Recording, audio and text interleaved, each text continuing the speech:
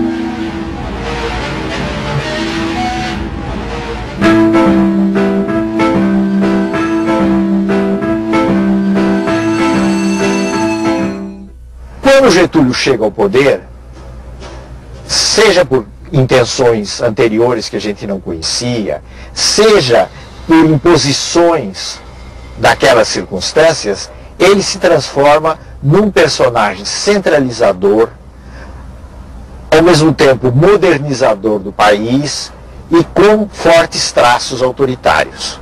Tanto assim que os anos de 1930 a 1945, os 15 anos em que ele esteve no poder, são conhecidos geralmente como a Era Vargas.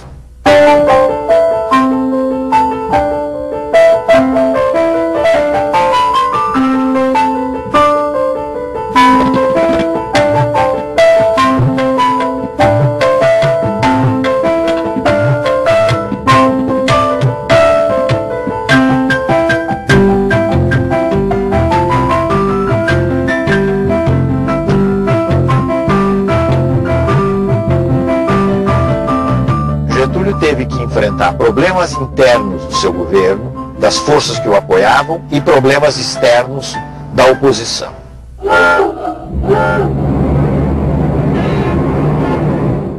O problema maior que Getúlio teve que lidar entre as forças que o apoiavam, talvez tenha sido o problema do tenentismo. Porque os tenentes haviam apoiado a Revolução de 30, mas tinham suas ideias próprias a respeito do que devia ser feito. Então houve um verdadeiro confronto entre o governo Getúlio e os tenentes. O confronto nunca foi um confronto armado, entenda-se bem, foi uma disputa política. Esse confronto acabou terminando com um triunfo do governo Vargas. Então, os tenentes ou saíram do exército, ou se integraram em alguns movimentos radicais, ou em sua maioria passaram a apoiar o governo Getúlio.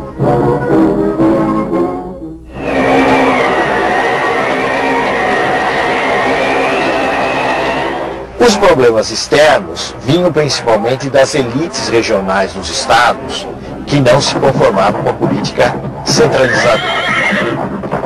O caso mais grave ocorreu nas relações entre o governo central e a elite de São Paulo, a elite paulista.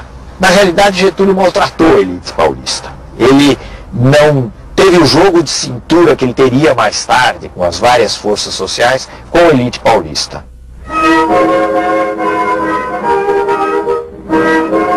Isso deu origem a muitas resistências e acabou gerando a Revolução de 1932. O heróico alutamento, firma sua tradição, tendo nas mãos o direito e a pátria no coração. São Paulo lutou durante vários meses praticamente sozinho, mas no fim foi derrotado pelas forças do governo federal, sobretudo pelas forças do Exército Nacional.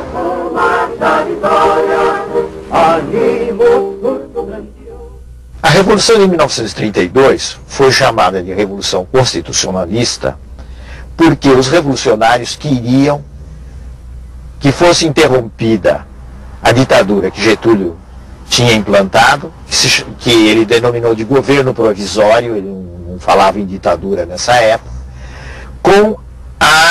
queria interromper com a convocação de uma Assembleia Constituinte para se aprovar uma Constituição no país e se implantar um regime democrático. Nesse sentido, a Revolução foi vitoriosa. Ela foi derrotada pelas armas, mas ela pôs na ordem do dia a necessidade que havia de se dar uma forma legal para o país. E se interrompeu o governo que Getúlio estava chefiando e que era chamado de governo provisório. Então, Getúlio Vargas convocou eleições, que foram realizadas em maio de 1933, para uma Assembleia Constituinte. Essa Constituinte aprovou uma Constituição em julho de 1934. 16 de julho de 1934. A República Brasileira tinha sua segunda Constituição. Jornada de 8 horas, proibição de trabalho a menores de 14 anos, repouso semanal obrigatório, férias remuneradas, eram alguns dos... Mas talvez, do ponto de vista político, a coisa mais importante da Constituição de 1934 foi a instituição do voto secreto. Essa Assembleia, depois que se reuniu e aprovou a Constituição, foi ela mesma quem elegeu presidente da República por voto indireto, o Getúlio Vargas. Em frente ao Palácio Tiradentes, o povo assiste à chegada do carro presidencial. Uma delegação de constituintes recepciona o chefe do Executivo. O recinto da Câmara dos Deputados estava completamente lotado. Há 8 anos que não se realizava uma cerimônia deste gênero.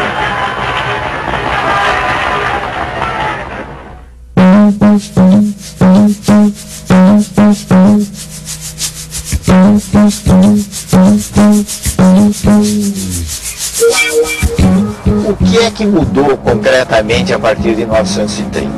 Vamos pegar algumas áreas, não é possível examinar todas as áreas.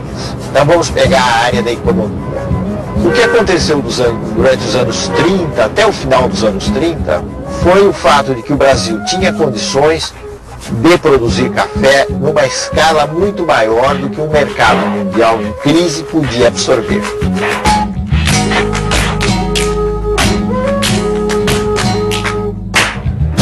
Então, se realizou toda uma política de queima do café. O governo comprava o café dos cafeicultores e queimava o café para regular a oferta no mercado internacional.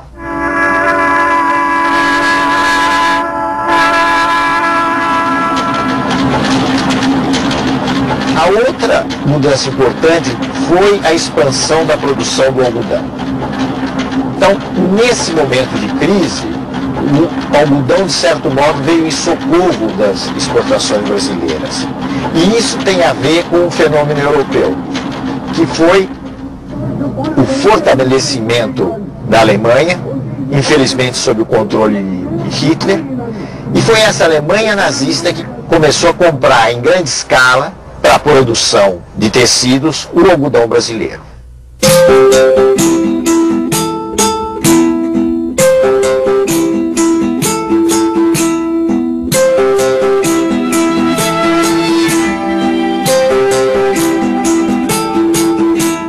O impulso inicial dessa industrialização brasileira no pós-30 foi proporcionado exatamente pelas condições da crise mundial.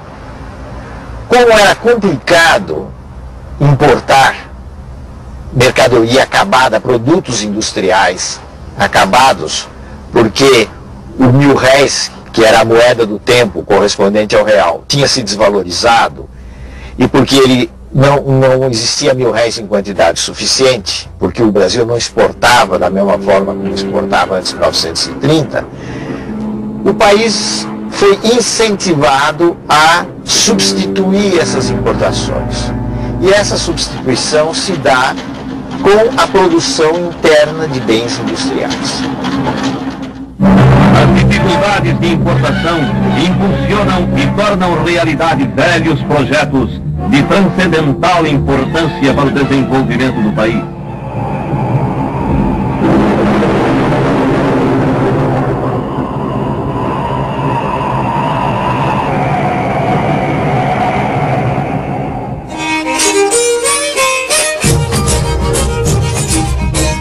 Sobretudo a partir de 1930, com exceção dos japoneses, a mão de obra estrangeira deixou de vir para o Brasil.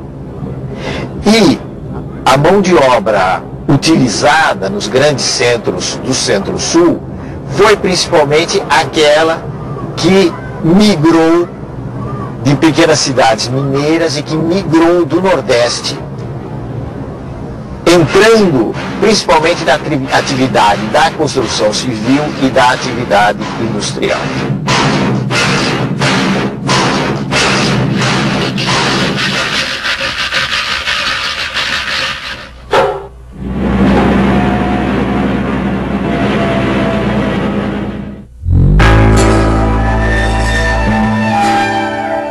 No nível federal, as reformas implantadas por Getúlio tiveram vários objetivos. Um deles foi a implantação de um ensino técnico, demonstrando a preocupação com a industrialização e com a mão de obra qualificada.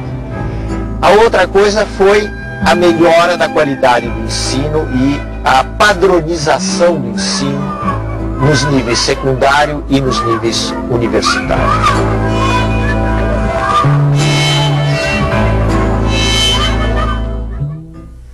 Tudo isso foi muito importante, mas nós não devemos esquecer também o fato que a política getulista liquidou as condições de existência de um sindicalismo autônomo, isto é, de uma organização própria dos trabalhadores.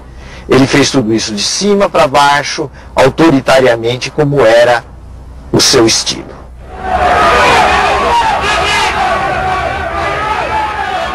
Um outro traço inovador, dentre outros, dos anos posteriores a 1930, foi o surgimento de movimentos sociais, em maior expressão, maior quantidade. Dentre esses movimentos, nós devemos destacar principalmente dois. Um de extrema direita, que era o integralismo, e um de extrema esquerda, que era o movimento comunista.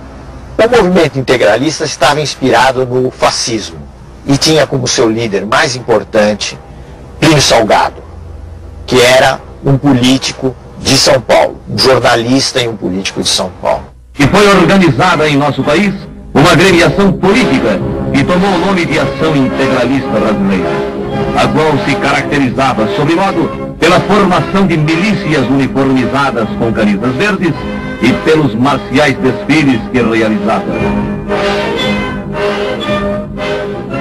Os integralistas eram nacionalistas, totalitários, adversários das liberdades democráticas e acreditavam num regime sustentado por um partido único. Eles apoiaram Getúlio Vargas na esperança de que através de Getúlio eles chegassem ao poder. Getúlio lhes deu alguma corda até o golpe do Estado Novo, até novembro de 1937. A partir daí os integralistas foram marginalizados, uma parte deles tentou um golpe que fracassou e o movimento deixou de ter importância maior na cena política. Os comunistas tinham uma outra tática, que era a tática de enfrentamento, a tática de oposição. E com isso eles chocaram de frente com o governo Getúlio. Eles formaram um organismo, a Aliança Nacional Libertadora, que pretendia ser uma grande frente popular contra o governo Getúlio e por grandes reformas no país.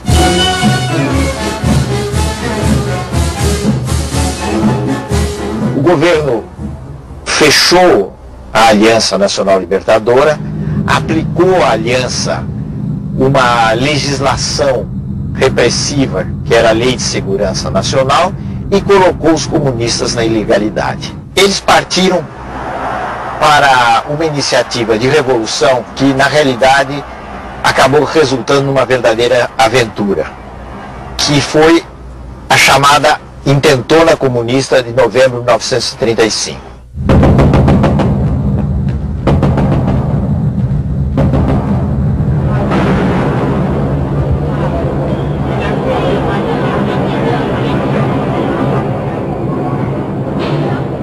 A consequência mais importante da insurreição comunista de 1935 foi o fato de que ela deu o pretexto que o Getúlio Vargas e os círculos do governo, principalmente a cúpula do exército, estavam esperando para iniciar uma repressão no país e, mais do que isso, preparar o caminho para a instalação de um regime autoritário.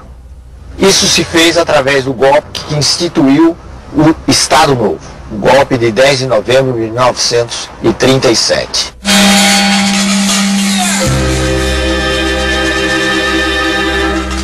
Praticamente sem nenhuma resistência, sem nenhuma oposição, forças policiais fecharam o Congresso e se iniciou um novo regime no país, que era o Estado Novo.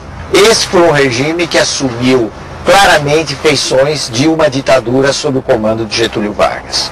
Quando as constituições políticas ameaçam degenerar em guerra civil, é sinal de que o regime constitucional perdeu seu valor prático subjetivo.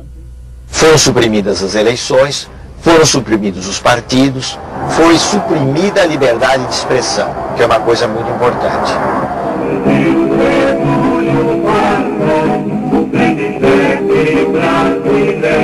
Na maneira de ver de Getúlio e dos generais e dos círculos civis que apoiavam Getúlio, não deveria haver lugar para partidos no país. Os partidos eram parte, eram coisas nocivas à organização do país. Era preciso organizar um todo nacional, de cima para baixo, tendo como chefe supremo o chefe da nação, ou seja, Getúlio Vargas. Getúlio Vargas cuida do lado trabalhador brasileiro.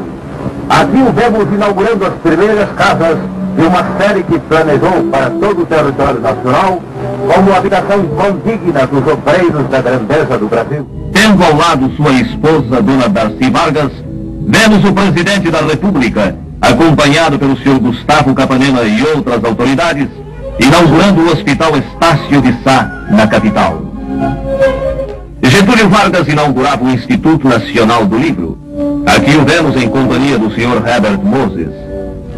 O presidente da República assistia à grande parada militar comemorativa de nossa independência.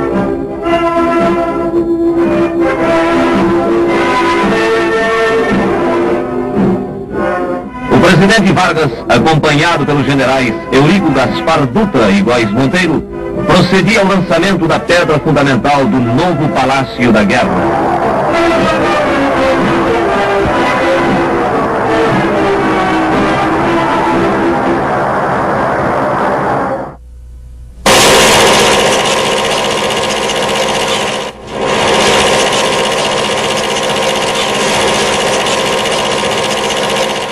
Especialmente no Estado Novo, houve uma ampla utilização do cinema, do teatro, do jornal, do rádio, que tinha uma importância muito grande, para enaltecer as façanhas do governo Getúlio e do Estado Novo. O ambiente nacional tem reagido sabiamente contra esses agentes de perturbação e desordem. A propaganda insidiosa e dissolvente apenas impressionou os pobres de espírito e serviu para agitar os mal-intencionados. E isso representou alguma coisa de muito diferente, vamos dizer assim, de inovador, se considerarmos o que era o Brasil anterior a esse período.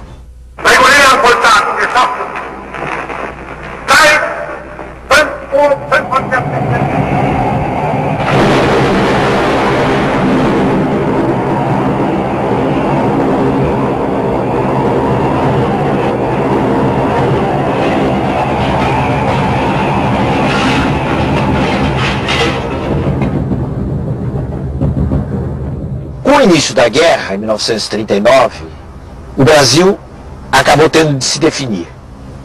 E Getúlio, que até 1941, mais ou menos, mostrara muitas simpatias pela Alemanha e pela Itália, acabou se inclinando pelas forças democráticas.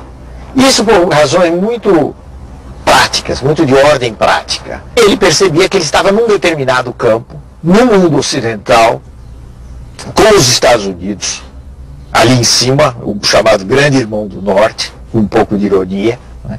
E que fugir desse campo era uma aventura extremamente arriscada. Então, em alguns meses, ele decide essa inclinação em favor das chamadas potências aliadas, as potências democráticas. Isso já no curso da Segunda Guerra Mundial.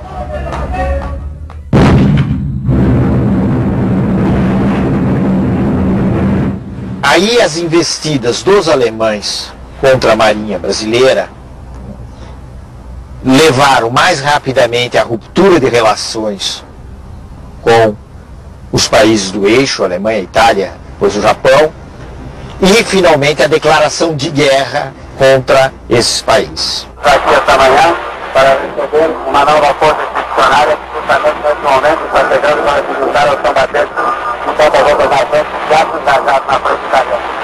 É a força expedicionária brasileira, a segunda força do Brasil, a primeira da América Latina que atravessa o mar. Essa força expedicionária treinada aqui, é uma tropa bem disciplinada. O Brasil se reuniu com o seu exército para se passar no solo italiano, o nosso inteligente na seleção de estamos embarcando agora. Poder certamente ouvir o luz do seu passo de marcha que desce pela frente do grande transporte do mundo.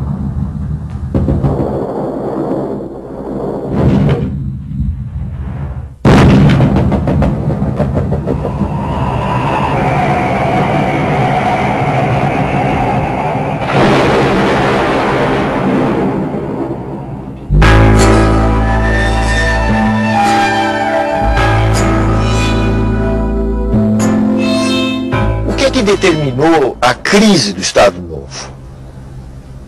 Houve fatores externos e houve fatores internos que se conjugaram, que se juntaram. O fator externo foi a vitória cada vez mais anunciada das forças democráticas no mundo na Segunda Guerra Mundial. Então, é como se todas aquelas antigas ideias que vinham do começo dos anos 30, todas elas autoritárias, entrassem em crise, se desprestigiassem, e a ideia de democracia, o direito de intervenção na nação, nos destinos da nação, se tornasse uma ideia muito forte.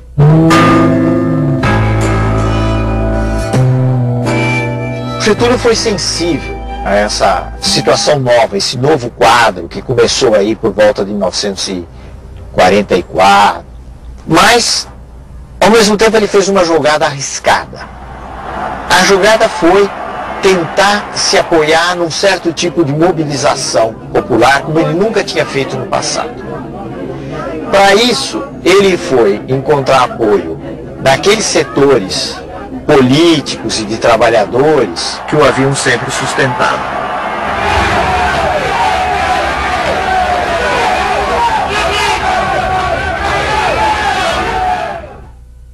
Essa mobilização desagradou os meios militares, desagradou gente como o general Góes Monteiro, o general Dutra, que haviam sido os articuladores do Estado Novo.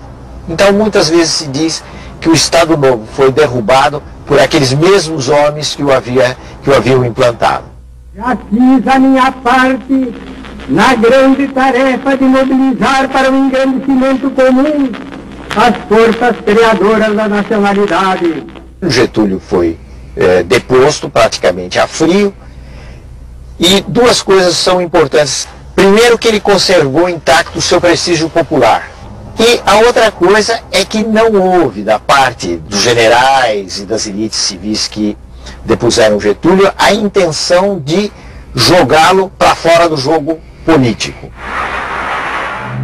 E a crise teve como consequência a renúncia de Getúlio Vargas, que em 29 de outubro de 45 deixou o catete rumo a Itu, sua fazenda no município de São Borja.